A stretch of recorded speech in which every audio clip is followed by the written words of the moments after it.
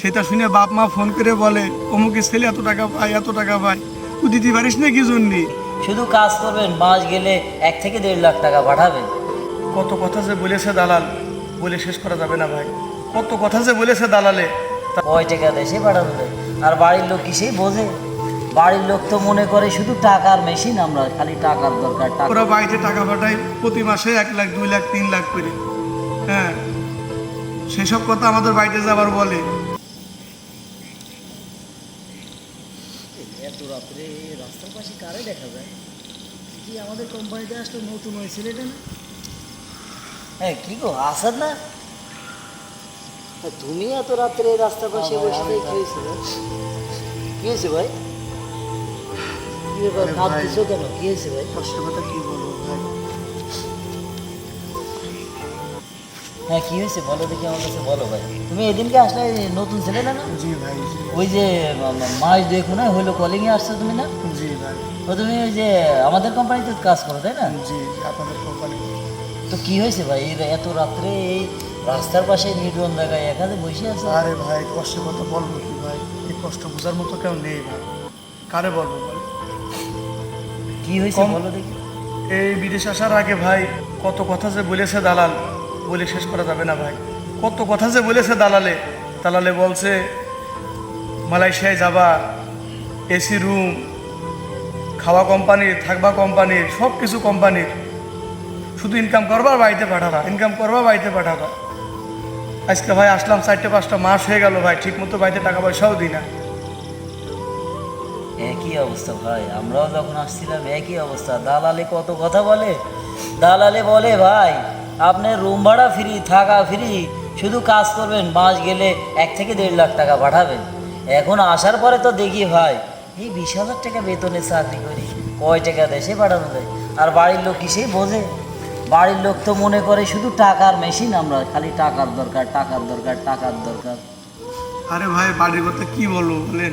বাড়ির কথা কি বলবো আপনার? ওই সমীর উদ্দিনের ছেলে, ও 2 মাস হয়েছে এসেছে।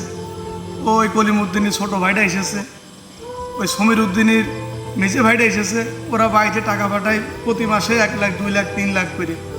হ্যাঁ, সেসব কথা আমাদের বাড়িতে যাবার বলে। সেটা শুনে বাপ মা ফোন করে বলে অমুকের ছেলে এত টাকা পায় এত টাকা পায়, তুই দিতে পারিস না কি জন্যে? কি বললো ভাই বলেন? সব কোম্পানি কি একরকম আপনি বলেন ভাই? না, বর্তমানে তো আমাদের কোম্পানি সবসময় এরকম খারাপ অবস্থায় চলতেছে। আসলে কি করব, আমাদের এই প্রবাসীদের কপালই এরকম, কপাল পোড়ারে। ভাই যদি বাঙালি মানুষ একটু বুঝতো ভাই, ভাই এই কষ্টটা কেউ বোঝে না ভাই। সবাই শুধু দেখে যে বিদেশ গেলি হয়তো টাকা, গেলি হয়তো টাকা। আসার সময় তো কত কথাই বলে কোম্পানি নিয়ে আসলো ভাই। এসে দেখি ওরে কোনে আপনার এসির রুম, ওই আপনার কোম্পানির রুম, ওই আপনার কোম্পানির খাওয়া ভাই, সব কিছু নিজের টাকা, সব কিছু। তারপরেও ভাই কি যে বলো, বাড়ির লোককে একটু বোঝে না ভাই এই কষ্টটা। এই কষ্টটা বাড়ির লোককে, বাবা মা ভাই বোন যে বলেন ভাই, বিদেশ বাড়ি নিজের আপন বলতে ভাই কেউ নাই। আপন ভাইটা পর্যন্ত পর করে দেয়। কি বলবো এই কষ্টের কথা ভাই বলে?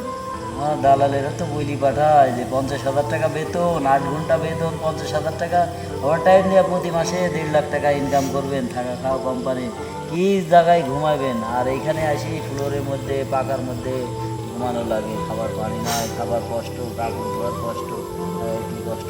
থাক ভাই, মন খারাপ করার কোনো দরকার নাই। যা কপালে লিখে রাখছে সেটাই তো হবে, এর বাইরে তো আর কিছু নেই। তারপরও তো ভাই কিছু কিছু মানুষ বোঝে না এগুলা ভাই। শুধু দেখে অমুক বিদেশ আছে এত টাকা পাঠাচ্ছে, অমুক বিদেশ আছে এত টাকা পাঠাচ্ছে। আরে ভাই সবার কোম্পানি কি সমান নাকি বলেন? আপনি একটু বলেন ভাই, সবার কি সমান? তাহলে তো আপনার হাতে আমাদের যারা 5টা কোম্পানি আঙুল। সমান না। এই এলাকায় যে কোম্পানি আছে তার মধ্যে 2-1টা কোম্পানিতে ওভারটাইম, আর বাকি সব কোম্পানিতে ওটি নাই। কিন্তু দালালেরা তো এটা বলে না। দালালেরা ভাই, ওখানে বাড়ি- থাকতে শুধু লোভনা দেখায়, লোভ লালসা দেখায় দেখায়। ওইখানে আমাদের 6 লাখ টাকা করে নেয়, কিন্তু এখানে আসার পরে আমরা মাসে 30,000 টাকা ইনকাম করতে পারি। তো কিছু করার নাই ভাই, মন খারাপ করো না। উপরওয়ালা যা করে একদিন সব কিছু ঠিক হয়ে যাবে। আরে ভাই বলেছে তো আরো কত কথা। জুস কোম্পানি যাবি আর জুস খাবি শুধু। পরে ভাই এসে দেখিয়ে তো কায় কোম্পানি, কাঠ কোম্পানি ভাই, এই মোটা মোটা গাছ কেটে ফেড়ে। আরে ভাই আরো কত কথা বলেছে দালাল। দালাল বলছে জুস কোম্পানি, যাবি এসির মধ্যে কাজ, শুধু খাবি আর ঘুরে বেড়াবি এরকম। এসে দেখি ভাই এ তো কায়ু কোম্পানি ভাই, কার্ড কোম্পানি। কার্ড ফাটতে ফাটতে জীবনটা শেষ ভাই। শেষ সকাল 8টার সময় ঢুকতে হয় আর সেই রাত 10টার সময় বেরোতে হয় ভাই। দিনে খাওয়াও দুইবার, সেই রাত্রে একবার আর হয়েছে দুপুরে একবার। হাইরে কষ্ট রে, হাইরে প্রবাসী জীবন। আল্লাহ এমন কাউরে না করুক, এই প্রবাসে যাতে কেউ না আসে। প্রবাসী মানে যে কত দুঃখ, কত কষ্ট, যন্ত্রণা, একমাত্র প্রবাসীর কষ্ট শুধু একমাত্র প্রবাসীরাই জানে। তারপরেও তো কিছু মানুষ বোঝে না ভাই এগুলা। তারা শুধু দেখে এটা একটা টাকার মেশিন একটা, শুধু এটা ভাবে ভাই, শুধু এটা ভাবে। ঠিক আছে ভাই, মন খারাপ করি আর কি করবেন, কপালে যা আছে তাই, কপালে উপরওয়ালা যা লিখি রাখিছে তাই। এই কষ্ট, প্রবাসীর কষ্ট কেউ বুঝবে না ভাই। চলো ভাই তাহলে এখন যাই, রুমে যাই, চলো যাই রুমে যাই, একটু খাওয়া দাওয়া করি, রেস্ট করো ভাই। এইখানে দুঃখ দেখার মতো কেউ নাই, এখানে শুধু দুঃখ আছে ভাই, সুখ কোথাও নাই। চলো ভাই, চলো রুমে যাই। বসে ভাই থাকি মন তো কিছুক্ষণ। মানছে না ভাই রুমে যেতে ভাই, ভাল লাগছে না কোনো কিছু ভাই। চলো, এই নির্জন জায়গায় কতক্ষণ বসে থাকবো, এদিকে দুগা, এখন রাত বাজে 12টা, আর পরে কেউ থাকবে না।